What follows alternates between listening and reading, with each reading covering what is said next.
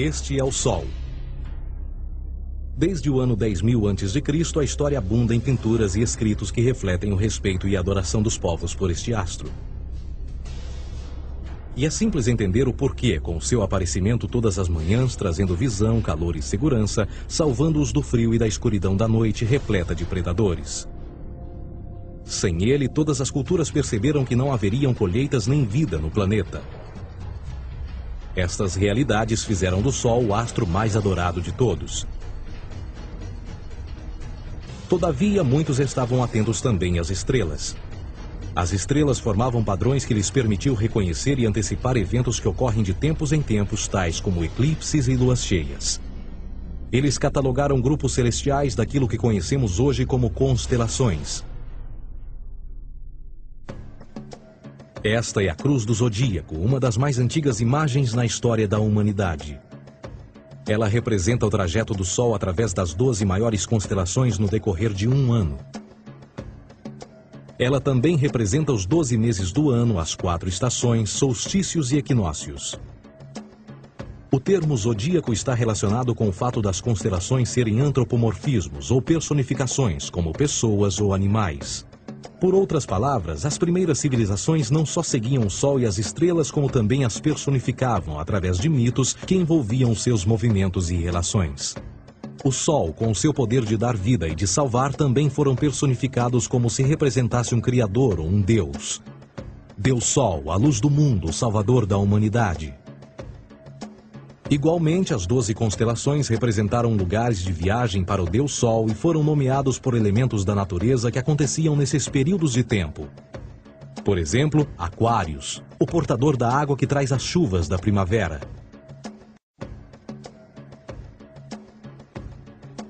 Este é Horus. Ele é o Deus Sol do Egito de 3.000 a.C. Ele é o Sol antropomorfizado e a sua vida é uma série de mitos alegóricos que envolvem o movimento do Sol no céu. Dos antigos hieróglifos egípcios conheceu-se muito sobre esse Messias solar. Por exemplo, Horus, sendo o Sol, tinha como inimigo o Deus Sete, que era a personificação das trevas ou da noite. E metaforicamente falando, todas as manhãs Horus ganhava a batalha contra Sete. E no fim da tarde, Sete conquistava Horus e o enviava para o mundo das trevas.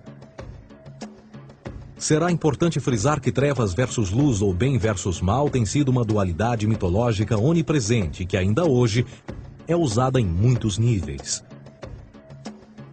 No geral, a história de Horus é a seguinte. Horus nasceu em 25 de dezembro da Virgem Isis Mary. O seu nascimento foi acompanhado por uma estrela no oeste, que por sua vez foi seguida por 3 reis em busca do Salvador recém-nascido. Aos 12 anos era uma criança prodígio nos ensinamentos, e aos 30 anos ele foi batizado por uma figura conhecida por Anup, e assim começou seu ministério. Horus teve 12 discípulos e viajou com eles, fazendo milagres tais como curar os enfermos e andar sobre as águas. Horus também era conhecido por vários nomes como a Verdade, a Luz, o Filho Adorado de Deus, o Bom Pastor, Cordeiro de Deus, entre muitos outros. Depois de ter sido traído por Tifão, Horus foi crucificado, enterrado por 3 dias e então ressuscitou.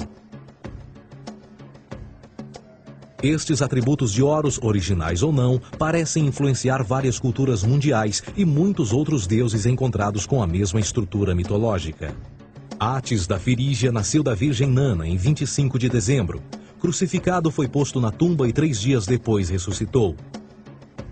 Krishna, da Índia, nasceu da Virgem Davaki com uma estrela no ocidente assinalando sua chegada, fez milagres juntamente com seus discípulos e após sua morte ressuscita. Dionísio da Grécia nasceu de uma virgem em 25 de dezembro. Foi um professor peregrino que praticou milagres como transformar água em vinho e é referenciado como Rei dos Reis, Filho unigênito de Deus, o início e o fim, entre muitas outras coisas, e após sua morte ressuscitou. Mitra da Pérsia nasceu de uma virgem em 25 de dezembro. Ele teve 12 discípulos e fazia milagres. E após sua morte foi enterrado por 3 dias e então ressuscitou. Ele também foi chamado de a Verdade, a Luz, entre outros. Curiosamente, o dia sagrado de adoração a Mitra era um domingo. O que importa salientar é que existiram inúmeros salvadores em diferentes períodos em diversos lugares da Terra que preenchem essas mesmas características. A pergunta que não quer calar: o porquê desses atributos? Por que o nascimento de uma virgem em 25 de dezembro? Por que a morte e a ressurreição após 3 dias? Por que os 12 discípulos ou seguidores? Para descobrirmos, vamos examinar o mais recente dos Messias solares. Jesus Cristo nasceu em 25 de dezembro em Belém. Ao nascer foi anunciado por uma estrela no ocidente que seria seguida por 3 reis magos para encontrar e adorar um novo Salvador. Tornou-se pregador aos 12 anos. Aos 30 anos foi batizado por João Batista e então iniciou seu ministério. Jesus teve 12 discípulos que viajaram com ele praticando milagres como curar doentes, andar sobre a água, ressuscitar mortos. Ele também é conhecido como Rei dos Reis, o Filho de Deus, a luz do mundo, o início e o fim, o Cordeiro de Deus, entre muitos outros. Depois de ter sido traído por seu discípulo Judas por 30 moedas de prata, ele foi crucificado, posto em uma tumba e após 3 dias ele ressuscitou e ascendeu aos céus. Em primeiro lugar, a sequência do nascimento é completamente astrológica. A estrela no ocidente é Sírius, a mais brilhante do céu noturno, que a cada 24 de dezembro se alinha com outras 3 estrelas brilhantes no cinturão de Órion. Essas 3 estrelas brilhantes são chamadas hoje, como eram na antiguidade, 3 reis, 3 Marias no Brasil e Portugal. Os 3 reis e a estrela mais brilhante, Sírius, todas apontam para o nascer do Sol em 25 de dezembro. Esta é a razão pela qual os 3 reis seguem a estrela a oeste em uma ordem que apontam ao amanhecer. O nascimento do Sol.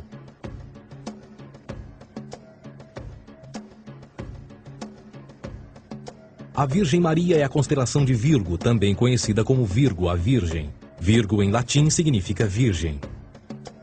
Virgo também é conhecida como a Casa do Pão. E a representação de Virgo é uma virgem segurando um feixe de espigas de trigo. Esta Casa do Pão e o seu símbolo das espigas de trigo representa agosto e setembro, a época das colheitas.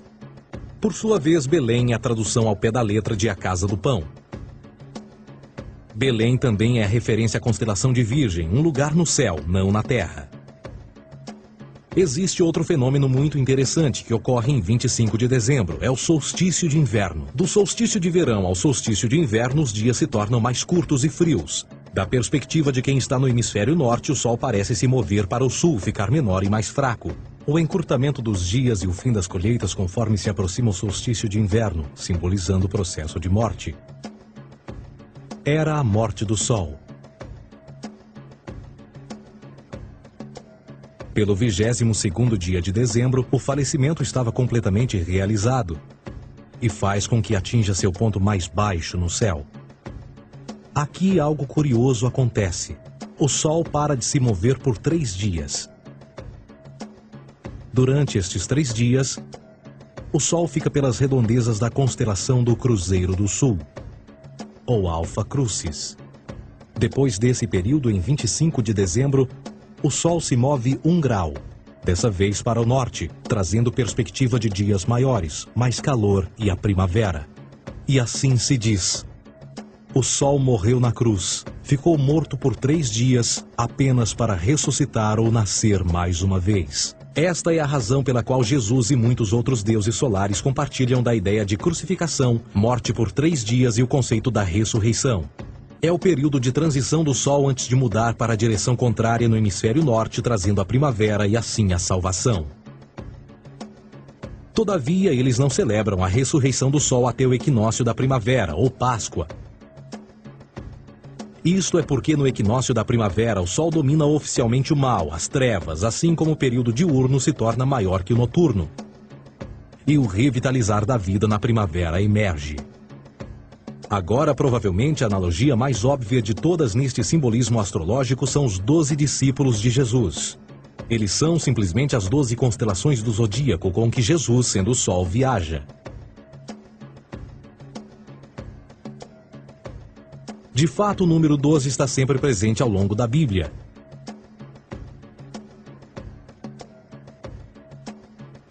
Voltando à cruz do zodíaco, o elemento figurativo da vida é o Sol. Isto não é uma mera representação artística ou ferramenta para seguir os movimentos do Sol. Era também um símbolo espiritual pagão. Uma logografia similar a isto. Isto não é um símbolo do cristianismo. É uma adaptação pagã da cruz do zodíaco.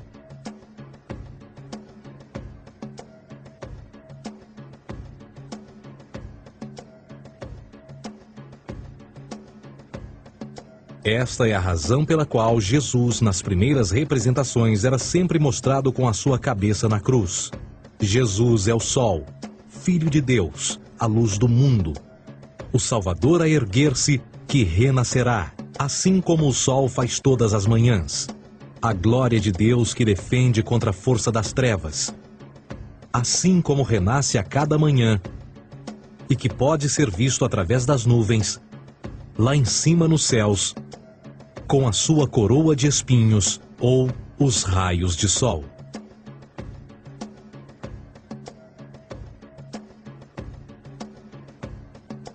Agora, nas muitas referências astrológicas ou astronômicas na Bíblia, uma das mais importantes tem a ver com o conceito de eras. Através das Escrituras há inúmeras referências a essa era. Para compreender isto, precisamos primeiro estar familiarizados com o fenômeno da precessão dos equinócios. Os antigos egípcios, assim como outras culturas antes deles, reconheceram que aproximadamente de 2150 em 2150 anos, o nascer do Sol durante o equinócio de primavera ocorria num diferente signo do zodíaco. Isto tem a ver com a lenta oscilação angular que a Terra tem quando roda sobre o seu eixo. É chamado de precessão porque as constelações vão para trás, em vez de permanecerem no seu ciclo anual normal. O tempo que demora cada precessão através dos 12 signos é de 25.765 anos. Este ciclo completo é chamado também de Grande Ano, e algumas civilizações ancestrais sabiam disso. Referiam-se a cada ciclo 2150 anos como Era. De 4.300 a.C. a 2150 a.C. foi a Era de Touro. De 2150 a.C. a 1 d.C. foi a Era de Áries. E de 1 d.C. a 2150 d.C. é a Era de Peixes, a era que permanecemos nos dias de hoje. E por volta de 2150 entraremos na nova era, a Era de Aquários. Agora, a Bíblia refere-se por alto ao movimento simbólico durante 3 eras, quando se vislumbra já é uma quarta. No Velho Testamento, quando Moisés desce o Monte Sinai com os 10 mandamentos, ele está perturbado ao ver sua gente adorar um bezerro dourado. De fato, ele até partiu as pedras dos 10 mandamentos e disse a todos para se matarem uns aos outros para purgarem o mal. A maior parte dos estudiosos da Bíblia atribuem esta ira de Moisés ao fato de os israelitas estarem adorando a um falso ídolo ou algo semelhante. A realidade é que o bezerro dourado é o Taurus, touro, e Moisés representa a nova era de Áries. Esta é a razão pela qual os judeus ainda hoje assopram com o chifre do carneiro. Moisés representa a nova era de Áries. E perante esta, todos têm de largar a velha. Outras divindades, tais como Mitra, marcam essa transição também. Um deus pré-cristão que mata o touro, na mesma linha simbólica. Agora Jesus é a figura portadora da era seguinte à de Áries, a era de Peixes. O simbolismo de peixes é abundante no Novo Testamento, assim como Jesus alimenta 5.000 pessoas com pão e 2 peixes. No início do seu ministério, enquanto caminhava ao longo da Galileia, conhece 2 pescadores que o seguem. Agora reflita se voltar a ver um adesivo em formato de peixe escrito Jesus na traseira dos carros. Poucos sabem o que aquilo no fundo representa. É um simbolismo astrológico pagão para o reinado do Sol durante a Era de Peixes. Jesus assumiu também que a data do seu nascimento é também a data do início desta era. Em Lucas 22:10, quando Jesus é questionado se a próxima passagem será depois de ele ir embora, Jesus responde: Eis que quando entrardes na cidade, encontrareis um homem levando um cântaro de água. Segui-o até a casa em que ele entrar. Esta escritura é de longe a mais reveladora de todas as referências astrológicas. O homem que leva um cântaro de água é Aquários, o portador de água, que é sempre representado com um homem despejando uma porção de água. Ele representa a era depois de Peixes, e quando o Sol, Filho de Deus, sair da era de Peixes, Jesus, entrará na casa de Aquários, e Aquário é antes de Peixes na precessão dos equinócios. Tudo o que Jesus diz é que depois da era de Peixes chegará a era de Aquário.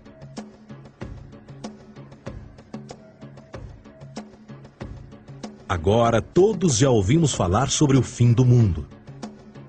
Deixando à parte o lado cartunista no livro de Apocalipse, a espinha dorsal nesta ideia surge em Mateus 28:20, onde Jesus diz: Eu estarei convosco até o fim do mundo, dos séculos em português. Contudo, na tradução inglesa da Bíblia, a palavra mundo está mal traduzida. A palavra realmente usada era aion, que significa era. Eu estarei convosco até o fim da era, o que no fundo é verdade. Jesus, como personificação solar de peixes, irá acabar quando o Sol entrar na era de Aquário. Este conceito de fim dos tempos e do fim do mundo é uma má interpretação desta alegoria astrológica. Vamos dizer que aproximadamente 100 milhões de brasileiros acreditam que o fim do mundo está próximo. Além disso, o personagem de Jesus, literalmente e astrologicamente um híbrido, só demonstra o quão plágio do deus Sol Horus do Egito, Jesus é.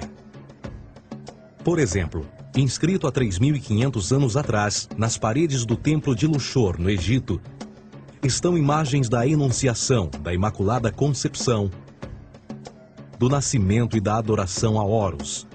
As imagens começam com o anúncio à Virgem Ísis de que ela irá gerar Horus, que Nefe, o Espírito Santo, irá engravidar a Virgem, e depois o parto e a adoração, e que é não mais do que o milagre da concepção de Jesus. Na verdade, as semelhanças entre Horus e Jesus são flagrantes.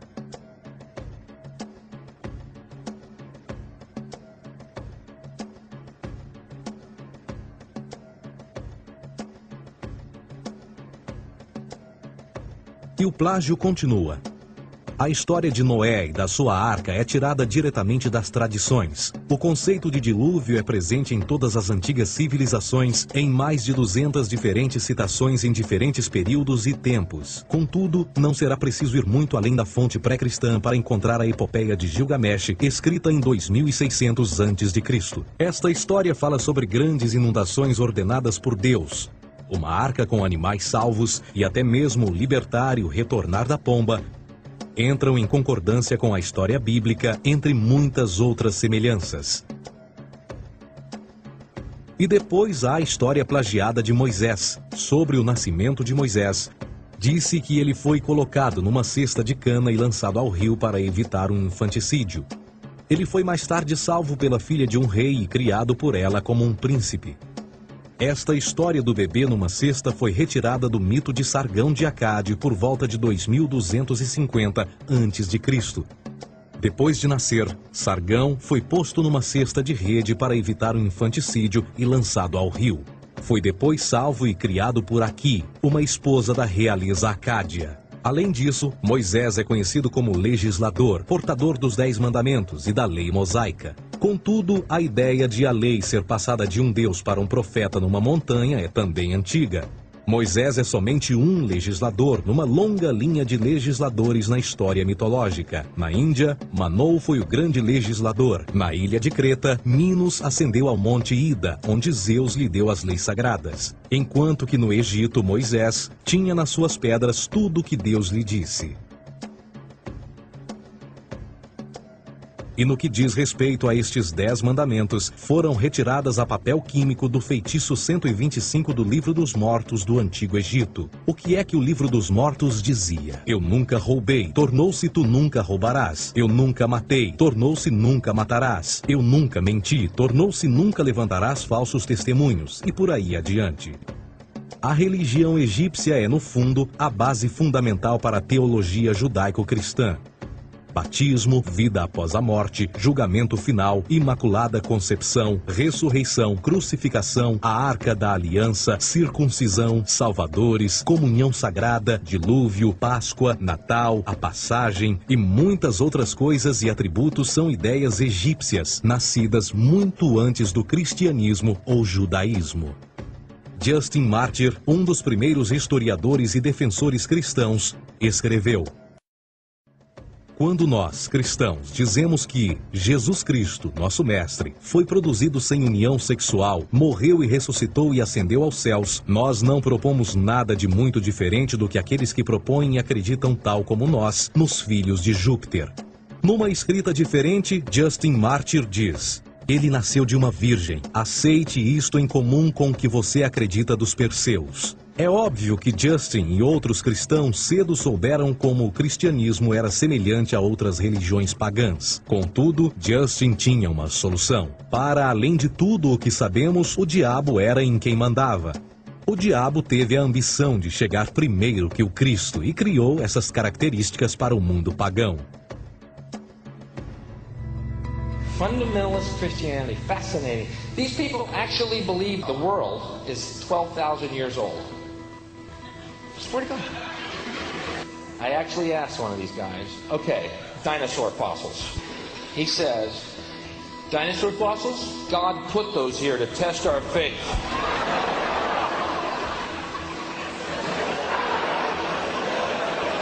I think God put you here to test my faith, dude.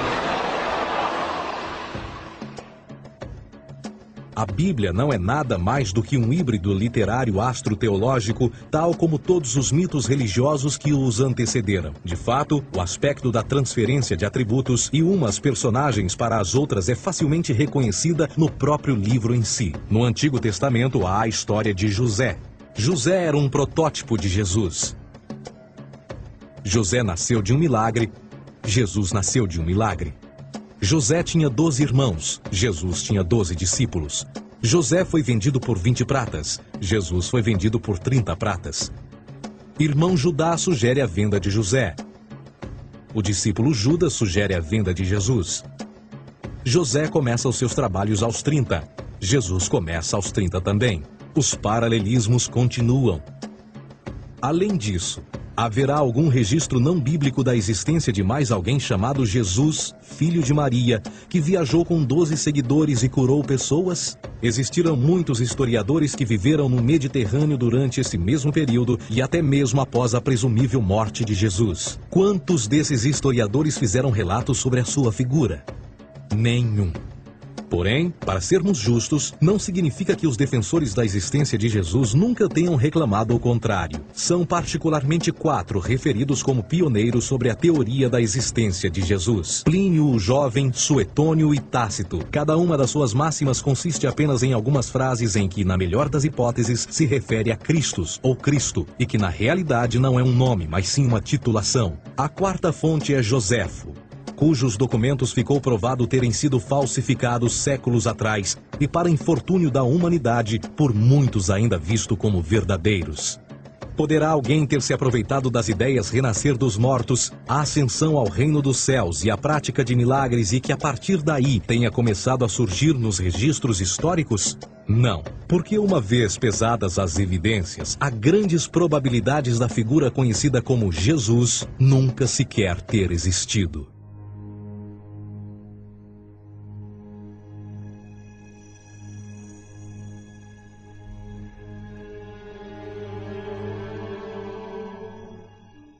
We don't want to be unkind, but we want to be factual.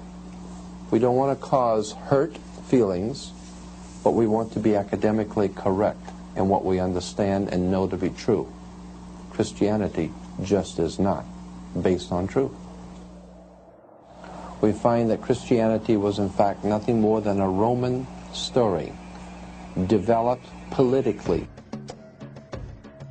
A realidade consiste em que Jesus foi a divindade solar do setor gnosticista cristão e, tal como outros deuses pagãos, era uma figura mítica.